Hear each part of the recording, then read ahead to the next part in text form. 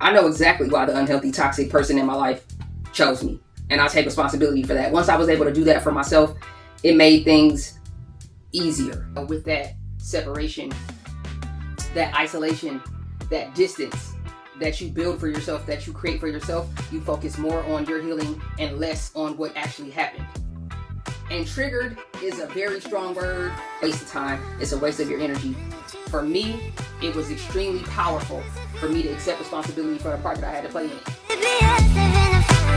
I'm leaving this here for you. Whenever you have those moments where you find yourself ruminating, you find yourself overthinking. And I'm also here to reassure you and let you know that no matter how far along you are in your healing process, as you're on that healing journey, no matter how much time goes by, it won't ever do you any good to beat yourself up.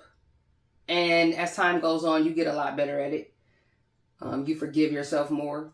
With that separation, that isolation, that distance that you build for yourself, that you create for yourself, you focus more on your healing and less on what actually happened.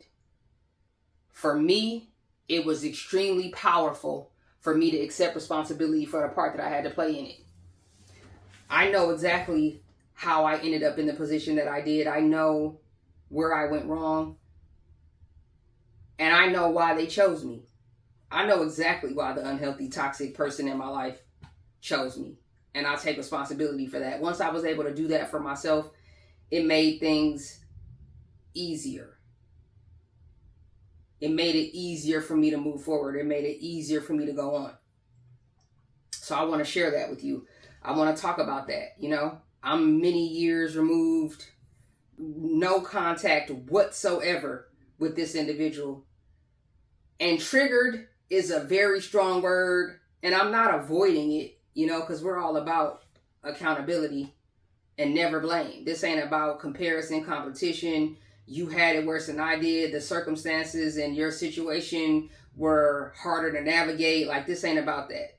This is about us coming together to share, and for me to share what I went through so that you can be reassured that you're not on your own and that beating yourself up is futile. It's a waste of time. It's a waste of your energy.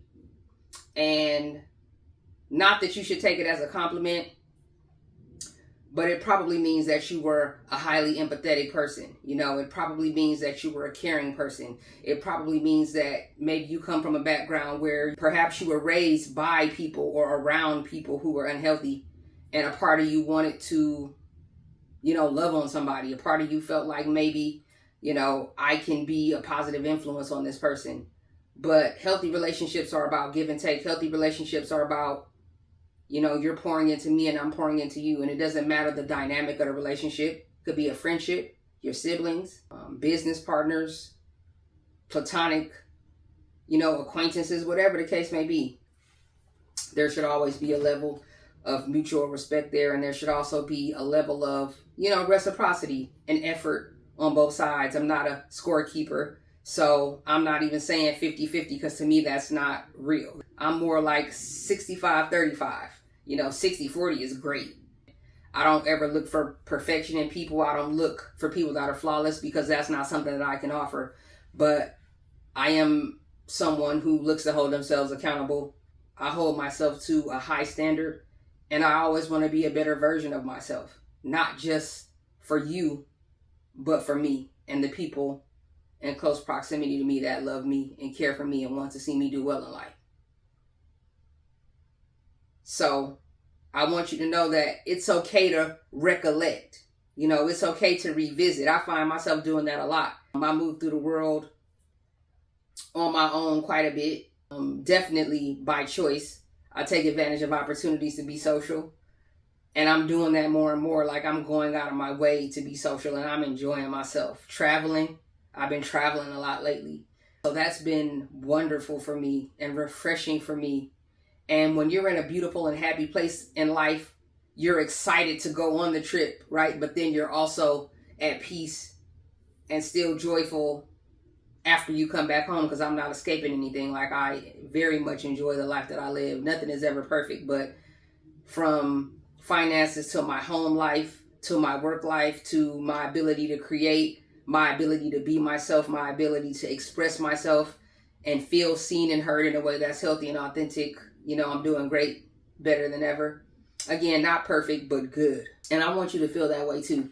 And know that you are worthwhile, you are loved, you are seen, you are valued, and this life is good. It's just that we have to build it. We have to build it that way. And whatever hurdles or speed bumps, whatever it is that we go through in life, it can't stop you from the pursuit of building the life that you really want to live. For most of us, no one's going to come and just hand you the life that you want. No one's going to hand you the resources. Nobody's going to hand you the streams of income. No one's going to give you a level of identity, a level of individuality and creativity. You have to explore your passions and find that for yourself. No one's going to give you the body that you want, the eating habits that you want. It's something that you work towards. But in order to be on that journey, we first have to be in a place that's healthy, a place where we're loving ourselves as we're holding ourselves accountable. So when you find yourself recollecting or thinking back to the past, hopefully you're coming to a place in your healing journey where it's not taxing on your energy to do that. And you still find that to be positive, even though some of the thoughts, may be hurtful. I've said it on camera before. One of the things that frustrates me the most about my most recent toxic and narcissistic unhealthy encounter was that the whole time I was sharing of myself and I thought that I was building something, it was all strategy. That's hurtful to think about. That while you're planning and giving and sharing and looking to be more vulnerable and kind of let your guard down, it's strategy. They're strategizing the whole time. That's one of the things when I reflect back on it, when I'm sitting alone, when I'm, in complete solitude, if I happen to flash back to that particular time in my life. And it doesn't mean that I'm sad or I'm angry when that's happening. It's just that's my way of growing and moving past a situation, is to evaluate it, figure out where I went wrong, what I can do better, how I can do better about it the next time, and then keep going. You just want to make sure that you're not overthinking, right? The paralysis of analysis, like you're not overthinking and to the point where it sucks your life force. It keeps your energy low. It brings down your confidence. It brings down your self-esteem. It makes you angry. It makes you sad. Like, that's ruminating. And that's something that I can admit. I suffered from I ruminated a lot. And I was a habitual overthinker. Now I'm reconditioning my mind to think different. I'm reconditioning my mind to operate a little different. So I try to catch myself. Like when I catch myself overthinking, I try to focus on something else that's healthy and that's positive. And if you really think about it, there's always something for you to be grateful for. There's always something that you can smile and feel pleasure or feel happy about. And hopefully you have things and people in your life that you can look forward to. But I want you to know that from someone who is not in any way, shape, form, or fashion in contact with the unhealthy person in my life, coming from someone who's years removed from it, you'll flash back to it from time to time. It happens, but it doesn't take a toll on me nearly the way that it used to. But I call them landmines. I need you to know that it's not okay for you to beat yourself up about what you went through. And when I'm making this content, yes, it comes from the perspective of someone who was involved in an unhealthy, toxic, or narcissistic relationship. But this applies for any unhealthy situation, whether you were in a connection or a friendship or a romantic relationship or a partnership with someone who was a substance abuser, someone who lived an unhealthy lifestyle, someone that had bad habits that were detrimental to their health and your safety and welfare. This could be a sibling, again, a parent, a friend, whoever. This isn't just about, throwing around the term narcissism because it's all over the internet. It's deeper than that. You can get some information from this. This is about healing yourself. This is about holding yourself accountable. This is about understanding that you're worthy of love, and what you have to say is valid. Your feelings are valid. That's what this is about.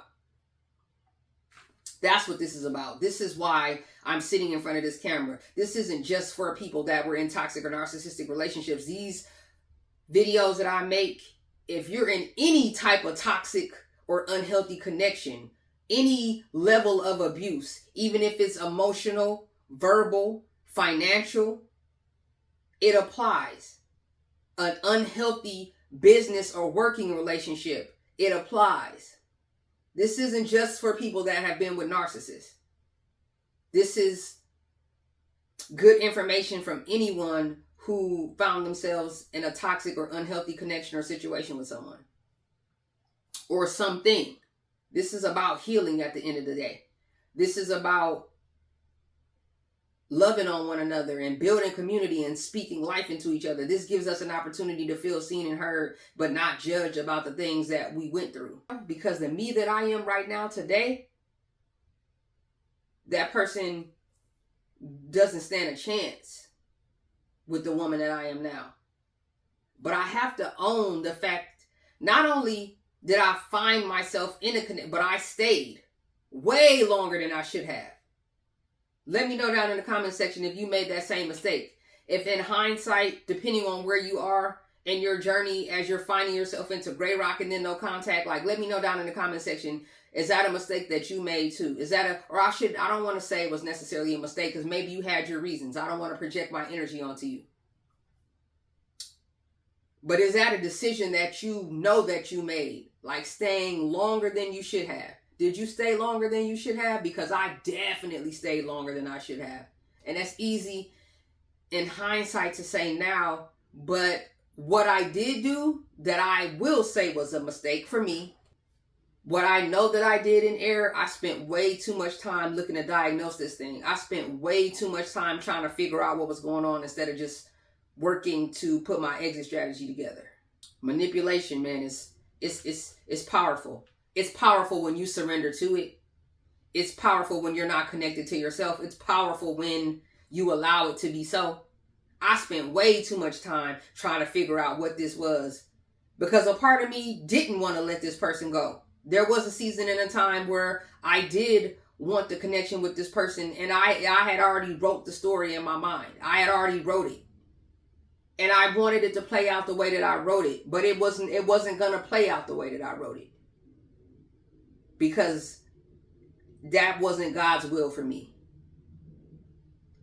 And again, I'm not projecting, my belief system or anything onto you, but this is my truth. It was spiritual for me. Finding my way into no contact was spiritual. It really was. But I had to do my part. I had to rise to the occasion too. I had to take the necessary steps that it took to find myself in that no contact. And thank goodness there weren't any ties or liabilities or connections or anything or anyone that I wasn't prepared to walk away from in order to save myself. But it's the landmines. Those are the things that I think back to, and that's what I refer to them as. It's the landmines. And when I reflect on it, and that's also because my perspective is so different now, like I've grown so much, it's like my vision has come clear from the gate, from day one, based on what I can remember now, because so much has happened in our lives since then, right? When I reflect on what was going on, games were being played from day one. I sent the message very, very early that I was going to be a willing participant. I didn't know that at the time. But think back to yourself. It's okay. There ain't nobody here but us. This is a judgment-free zone. But drop it down in the comment section. Make it known. From the very beginning, I made it clear that I was going to be a willing participant in this game. And somewhere along the lines, you probably did too. Even if it was your patience, your kindness, you never taking them to task on the things that you saw, you never questioning or calling out the things that you heard, you never calling them on their BS. You kind of go along to get along. And you made the mistake of comparing this to any and every other run-of-the-mill relationship that you were in, and this was never that. You were being hunted and plotted against from day one, and me too. And that's one of the things that I find myself having to love on myself about, and will always ensure that that never happens to me again. I'll never be a target for someone. I'll never be a mark willfully in that same way again. The narcissistic rage, the narcissistic injury, the times where you did say no, the times in the beginning, maybe it's while the love bomb phase is still going on, or as you're coming out of the love bomb phase and you're moving into that devaluation phase, the time where you did express, I didn't like the way that tastes, or no, I like my steaks cooked this way, or I didn't necessarily have the best time at this place and this is the reason why, or no, this isn't somewhere that I want to hang out, or these aren't necessarily people that whatever the reason was, whatever it was that you weren't willing to just go along with. It's like they take away your autonomy. Like they look so much to play games with you mentally, to the point where you're questioning your identity. You're questioning the things about you that you like and don't like. You're questioning the things about people that you like. Like you're questioning activities or places that you go or foods that you like. The whole idea is to keep you off balance. And they're so good at it. Imagine if they put that effort and energy into actually being a quality individual or healing themselves instead of looking for you to do it. But that's the whole point. It's to keep you flustered, off balance, asking yourself a trillion questions, ruminating, overthinking, keeping you 2 and 3 steps behind. That's how they operate. But the landmines, the deliberately, putting you down in front of people, the deliberately looking to make a fool of you, the things that they used to enjoy that you did or said in the beginning while they're bombing you, now all of a sudden it's a problem. But you you didn't change, at least not for the negative. But it's like now all of a sudden those same things that they did before, used to giggle at before, like it's a problem. Nothing's ever wrong with them.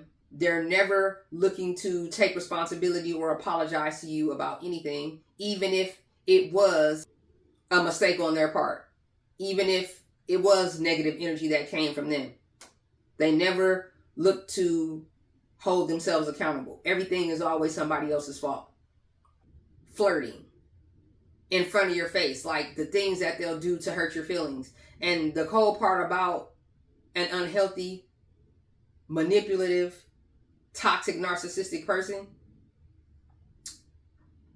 when they begin to notice that they're not getting a reaction out of you, especially if they were able to get a reaction out of you before, they'll keep pushing and pushing and pushing your buttons until you almost snap.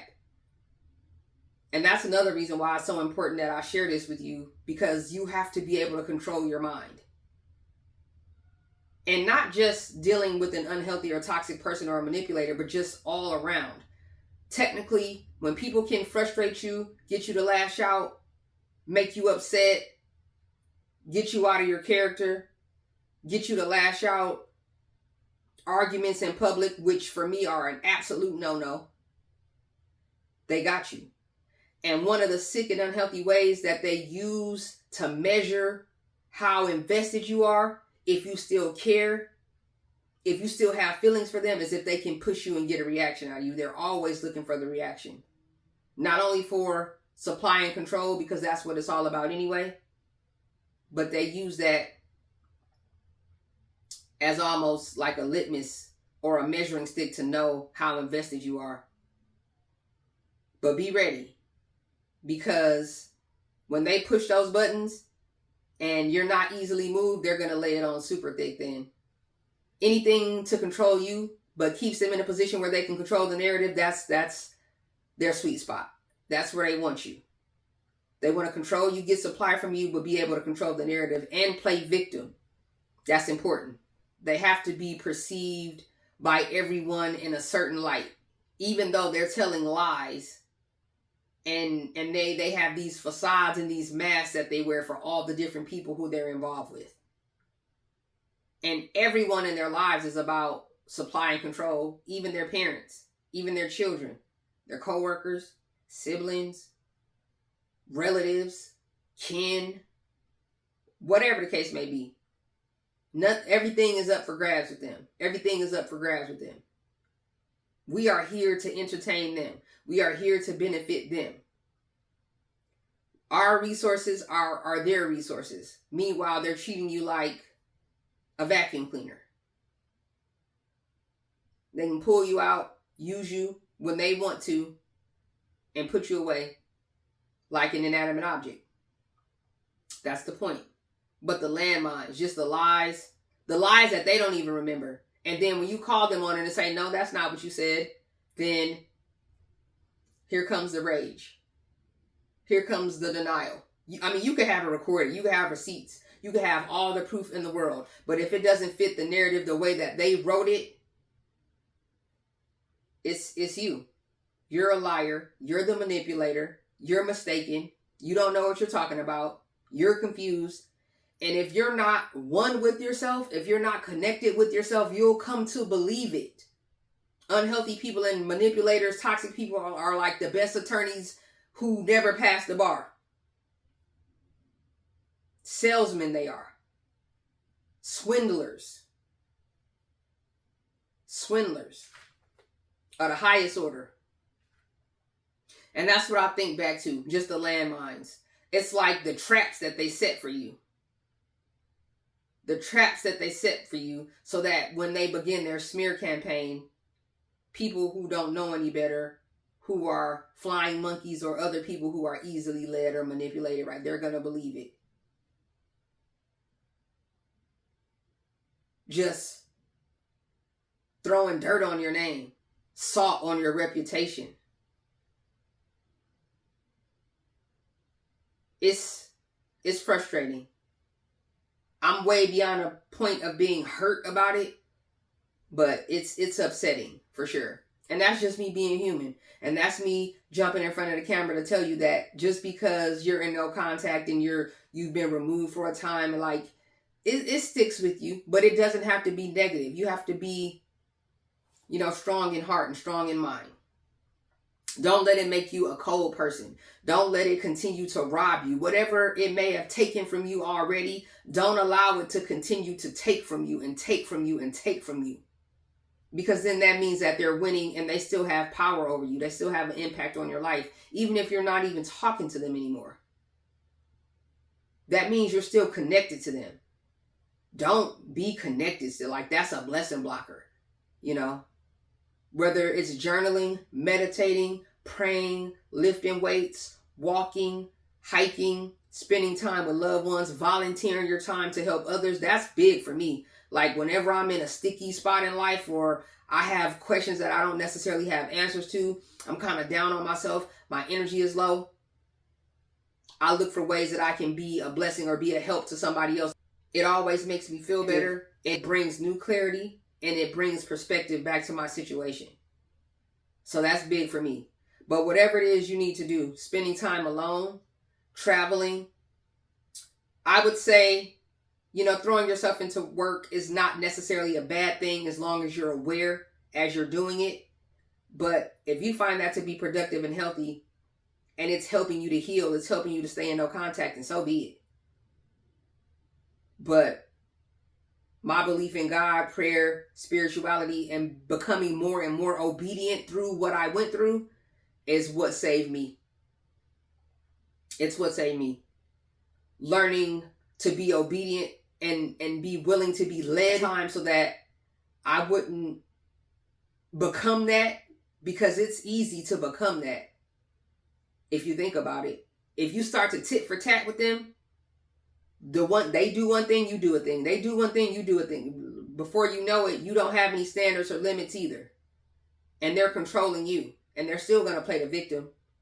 But you're not thinking clearly and you're still under the influence of them. That'll make it easier for them to hoover you. Because you were playing the games too. You were smearing them too. You were being dishonest too. You were trying to turn other people against them too. Just be yourself. Focus on you and focus on your healing journey and isolating and insulating yourself. Establish your support system. Remove yourself from people, places, and things that are connected to them that are unhealthy. Get back to you. Get back to the basics. Do things that make you happy. Do things that make you feel good. Do things that bring you energy and that give you confidence. Because that's what best puts you in a position to get in no contact and actually stay there. Because your love for yourself is not contingent upon them loving you, because that was never going to happen. You being a better version of yourself is not contingent upon how they feel about you, because that's going to change day by day. And when they're ready to just throw you away like you're trash, and then even worse, try to hoover you to come back, it's going to kill your confidence again. It's going to kill your self-love again. It's going to kill your belief in self again. And you're going to have to start all over again. And that's what they want. A vicious cycle of supply and control. So the main message of this video is it's okay to recall. It's okay to think back. But don't be tripped up by the landmines. And don't allow yourself to ruminate. You have the power. Forgive yourself. Understand that because you didn't know what you were dealing with, yeah, you spent some time, asking yourself questions, trying to figure out what it was. You spent some time hoping that they would change. You spent some time believing the lies that they told you. But after a while, you figured out it was just a cycle. They were going to continue to be abusive, to be manipulative, to be dishonest over and over. And eventually, you got the message. And hopefully, that's what led you here. It is because finally you're getting the message. But again, this isn't about judgment. I'm not here as some type of authority on toxic, narcissistic, unhealthy, and manipulative relationships. I'm just a woman who's made a lot of mistakes, and I'm not ashamed to share it. I'm becoming more and more comfortable to open myself up and to share that. And based on the engagement and the communication that I'm getting, I'm seeing that it's helping people. For those of you that have made it this far, it doesn't go unnoticed. No likes are ever too many. No subs are ever too many. I'm extremely grateful. I'm humbled to be able to do this. This is a gift to me. It's therapeutic for me to continue to share. And I feel like I get stronger and better with every one of these that I upload, because it just shows my journey and it just shows the progress and the love. And I'm hoping you can see the love on me, because it's definitely there. I thank you. I thank you for watching the video. And I want you to know that, again, recalling or recollecting is perfectly healthy. I want you to know that you're worthy. And I believe in you. Make sure that you're doing the same thing.